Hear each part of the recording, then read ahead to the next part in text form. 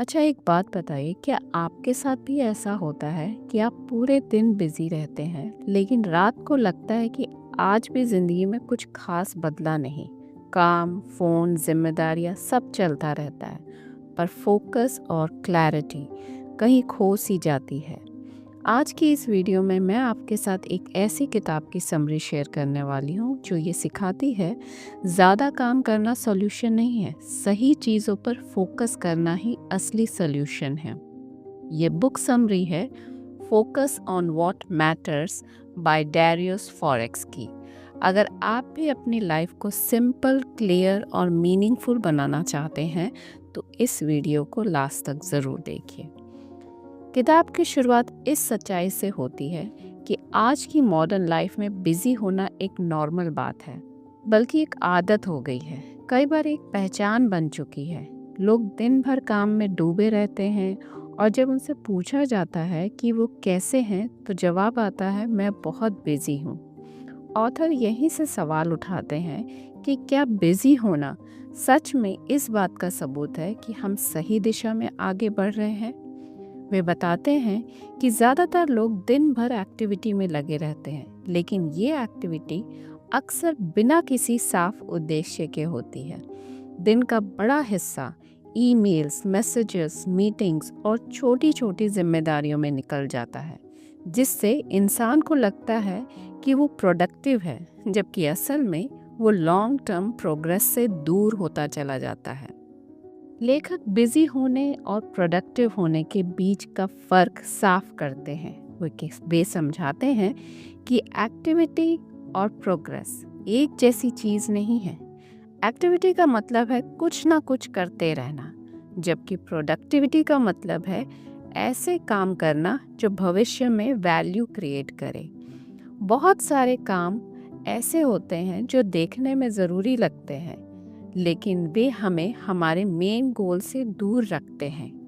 Busy work अक्सर हमें important work से बचाने का तरीका बन जाता है, क्योंकि इम्पॉर्टेंट वर्क में सोच, रिस्क और डिस्कम्फर्ट शामिल होता है।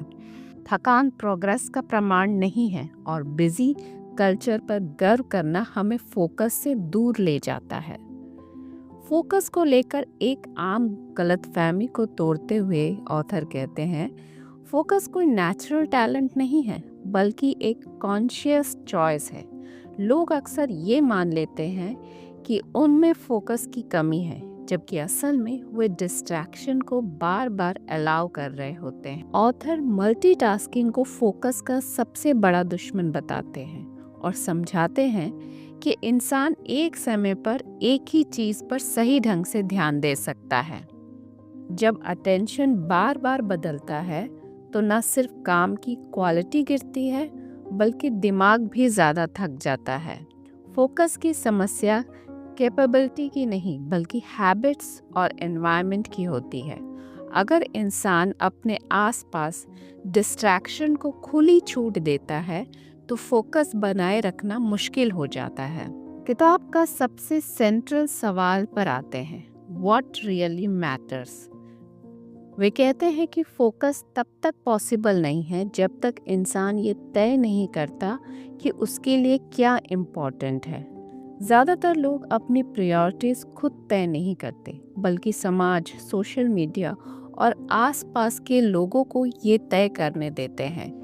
इस वजह से वह रिएक्टिव लाइफ जीते हैं, जहां दिन दूसरों के डिमांड्स के हिसाब से चलता है, ना कि अपनी वैल्यूज़ के अनुसार। जब तक लॉन्ग टर्म प्रायोरिटी साफ नहीं होती, तब तक फोकस टिक नहीं सकता। व्हाट मैटर्स को डिफाइन करना फोकस की पहली और सबसे ज़रूरी शर्त है, क्योंकि फोकस का मतलब सिर्फ ध्यान देना नहीं, बल्कि ये जानना भी है कि किन चीज़ों को इग्नोर करना है और किन्हें नहीं।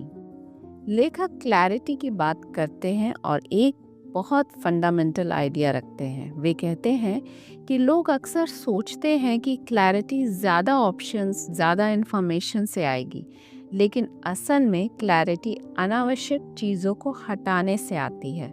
बहुत सारे गोल्स, कमिटमेंट्स और एक्सपेक्टेशंस मिलकर कन्फ्यूजन पैदा करते हैं। लेखक के अनुसार क्लैरिटी तब आती है जब इंसान हर एक्टिविटी और रिस्पॉन्सिबिलिटी को क्वेश्चन करता है और उन चीज़ों को हटाता है जो उसकी लॉन्ग टर्म प्रायोरिटी से जुड़ी नहीं होती है। जब नॉन एसेंशियल चीज़ें हटने लगती हैं तो डायरेक्शन अपने आप साफ होने लगती है और फोकस नेचुरल महसूस होने लगता है। फोकस कोई टेक्निक नहीं है बल्कि एक प्रोसेस है। ये प्रोसेस बिजी रहने की आदत को चैलेंज करने से शुरू होता है, डिस्ट्रैक्शन को चॉइस मानने से आगे बढ़ता है, अपनी प्रायोरिटीज खुद तय करने तक पहुंचता है और अंत में सिंप्लीफिकेशन के जरिए क्लैरिटी पैदा करता है। मीनिंगफुल प्रोग्रेस तभी पॉसिबल है जब इंसान कॉन्शियसली ये तय करे कि उसे किस पर ध्यान देना है और किसे छोड़ देना है।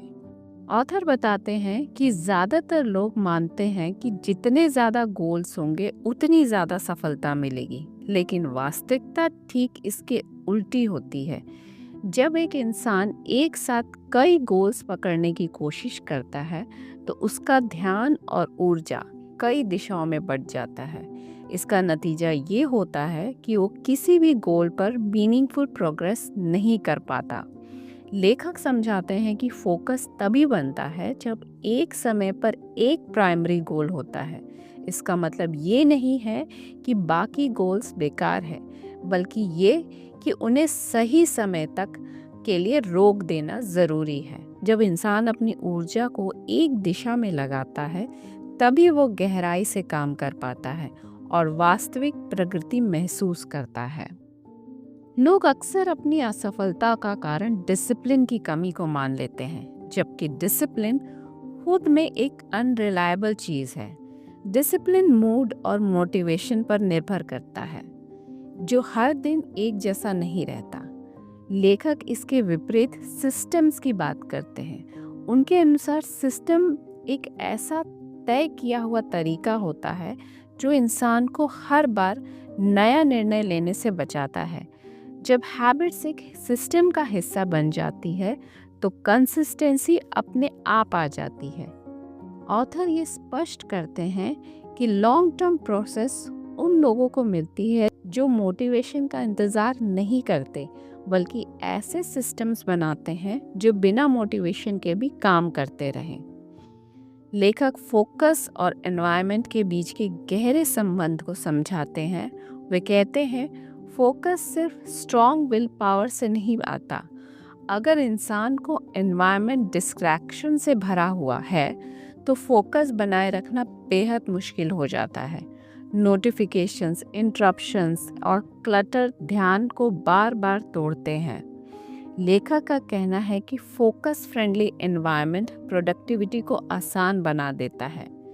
जब डिस्ट्रैक्शन को कॉन्शियसली हटाया जाता है और काम करने की जगह को सरल और साफ रखा जाता है तो दिमाग नेचुरली ज़्यादा देर तक एक ही काम पर टिका रहता है। हर रिक्वेस्ट को स्वीकार करना फोकस के लिए नुकसानदेह है। जब इंसान हर किसी के लिए अवेलेबल रहता है तो वो अपने गोल्स के लिए भी पूरी तरह अवेलेबल नहीं रह पाता। लेखक समझाते हैं कि नो कहना सेल्फिश होना नहीं, बल्कि ये एक ज़रूरी स्किल है। फोकस्ड लाइफ जीने के लिए ये तय करना ज़रूरी है कि किस चीज़ के लिए हाँ कहा जाए और किन चीज़ों को मना किया जाए। जब इंसान अपनी सीमाएं तय करता है तभी वो अपनी ऊर्जा और ध्यान को मीनिंगफुल काम में लगा पाता है। लेखक टाइम मैनेजमेंट की जगह एनर्जी मैनेजमेंट की बात करते हैं। वे कहते हैं कि ज़्यादातर लोग मानते हैं कि फोकस की समस्या समय की कमी की वजह से होती है, जबकि असल समस्या एनर्जी की कमी होती है। अगर शरीर और दिमाग थके हुए हैं तो सबसे ज़्यादा खाली समय होने पर फोकस संभव नहीं होता। लेखक बताते हैं कि नींद, फिजिकल हेल्थ और मेंटल रिकवरी फोकस की फाउंडेशन है। जब इंसान अपनी एनर्जी का ध्यान रखता है तभी वो हाई क्वालिटी काम कर पाता है। सक्सेस की पारंपरिक परिभाषा को बदलते हैं और बताते हैं कि सक्सेस का मतलब ज़्यादा अचीव करना नहीं है, बल्कि सही चीज़ों पर लगातार काम करना है। जब इंसान ये तय कर लेता है कि उसे किस पर ध्यान देना है और किसे कॉन्शियसली इग्नोर करना है, तो उसका जीवन कम स्ट्रेसफुल और ज़्यादा मीनिंगफुल हो जाता है। फोकस्ड लाइफ में इंसान कंपैरिजन से बाहर निकल आता है और अपने चुने हुए रास्ते पर शांति के साथ आगे बढ़ता है। फोकस केवल काम करने का तरीका नहीं, बल्कि जीने का तरीका है। मीनिंगफुल लाइफ एक्सीडेंटल नहीं होती, ये कॉन्शियस चॉइस, क्लियर प्रायोरिटीज और इंटेंशनल फोकस का परिणाम होती है। जो इंसान ये समझ लेता है कि उसे क्या छोड़ना है और किस पे टिके रहना है, वही इंसान लॉन्ग टर्म सेटिस्फैक्शन और प्रोग्रेस हासिल करता है।